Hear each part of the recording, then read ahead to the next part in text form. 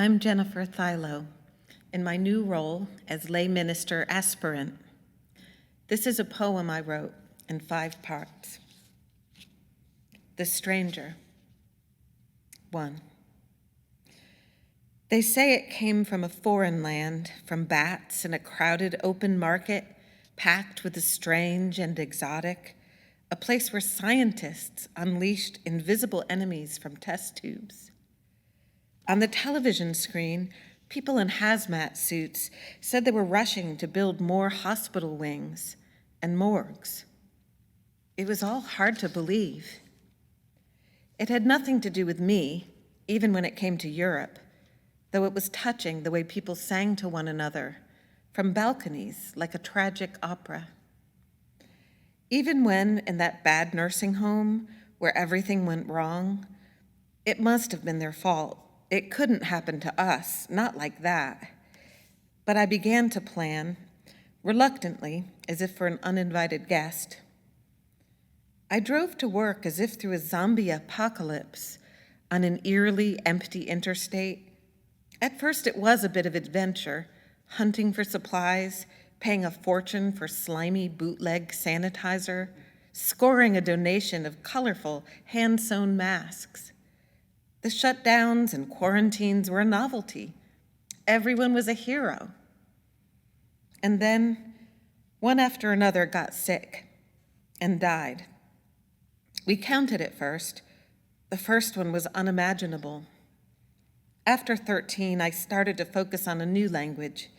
Words were my armor, talisman to ward off the vampire. Negative pressure, positivity rates, antigen versus PCR, airborne versus aerosolized, isolation versus quarantine, N95 versus KN95s. Even the words fought one another. I studied every face where the enemy might lurk. I avoided the Trumpers who shunned masks, but even familiar faces, friends, loved ones, colleagues had to prove their health before we let down our guard. Better to know if they had succumbed. We were all potential zombies now. 2. Jesus says, welcome the stranger. They say God is just a stranger on a bus. How can we know? The plague and smallpox came from travelers. Explorers of new worlds have always decimated the old and the new alike, toppled empires and annihilated populations. Humans brought weapons and curiosity, hope and greed, and invisible colonizers. Traveling via rats and fleas, they flow through water, nestle in warm blankets, and drift in the air. Our words were useless to save us. Try as we might, we could not keep them away from us. Even when we called it the Black Death, or the Spanish flu, or the Chinese plague, Corona, Alpha, Delta, Omicron. It's no longer all Greek to me, no stranger anymore. Could we be entertaining an angel unaware? It wears a crown of thorns, this blasphemous demon. Many choose the devil they know, rather than elixirs conjured by scientists and corporations. God will protect me, they say. Some change their minds when it's too late. I try not to feel superior. I try not to judge. I want to be an angel of mercy.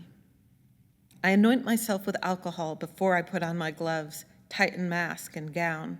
I am pure before entering the lair of my enemy.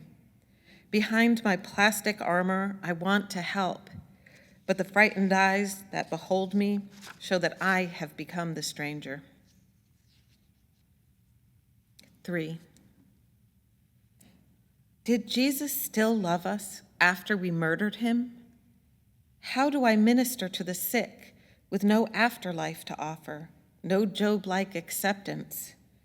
How can I comfort without touching, without even breathing your air? Can I both love and fear you? 4. I tear off my mask just seconds out of the door. The air, cool on my damp, dented cheeks, is redolent with the spice of fall leaves. Burning fat, perhaps chicken on a grill, or a sweet autumn bloom and a whiff of rich white pipe tobacco. The musty perfume of damp earth and cut grass fill me suddenly with hope. Bust exhaust conjures the adventure of city travel. Sometimes I catch the lingering perfume of someone's lotion, or is it the sweet tang of a magnolia blossom? How did I never appreciate the impossibly verdant fragrance of life? I breathe and vow never to forget this lush luxury. 5. I want this poem to end with hope and hallelujah. There are heartfelt images, to be sure, a child's hand touching grandma's through a window, car parades for graduating seniors, even strings of light uniting neighbors.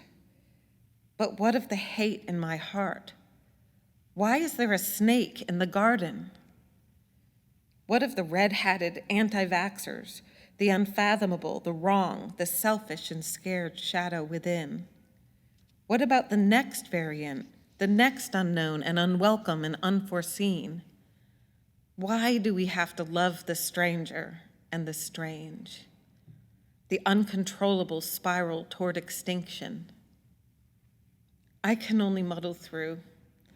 This damned, imperfect, beautifully fragrant world where people face death by leaning out of their balconies to sing.